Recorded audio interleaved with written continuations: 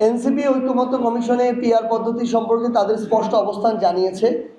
NCP মনে করে যে বর্তমান বাংলাদেশের বাস্তবতায় উচ্চকক্ষে পিআর হতে পারে এবং এটা জানিয়েছে ঐক্যমত্য কমিশন। এখন পর্যন্ত সিদ্ধান্ত এটাই যে উচ্চকক্ষে পিআর। আমরা মনে করি এই উচ্চকক্ষে যদি পিআর বাস্তবায়নযোগ্য হয়, সফলতার মুখ দেখে এবং কার্যকর হয়, আগামীতে এটা বাংলাদেশের মানুষই সিদ্ধান্ত নেবে যে নিম্নকক্ষে পিআর হবে কিনা। কিন্তু এই মুহূর্তে আগামী নির্বাচনের বাস্তবতায় এনসিপির স্পষ্ট অবস্থান, আমরা উচ্চকক্ষে পিআরের পক্ষে, এই মুহূর্তে নিম্নকক্ষে পিআরের পক্ষে নই।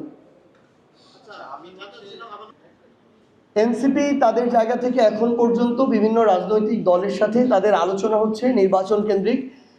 এনসিপি এখন পর্যন্ত এরকম কোনো সিদ্ধান্ত গ্রহণ করেনি। আমরা মনে করি যে এনসিপি এবং বাংলাদেশের স্বার্থে আমাদের এনসিপি এককভাবেও আগামী নির্বাচনে যেতে পারে, কোনো অ্যালায়েন্সের মধ্য দিয়ে নির্বাচনে যেতে পারে।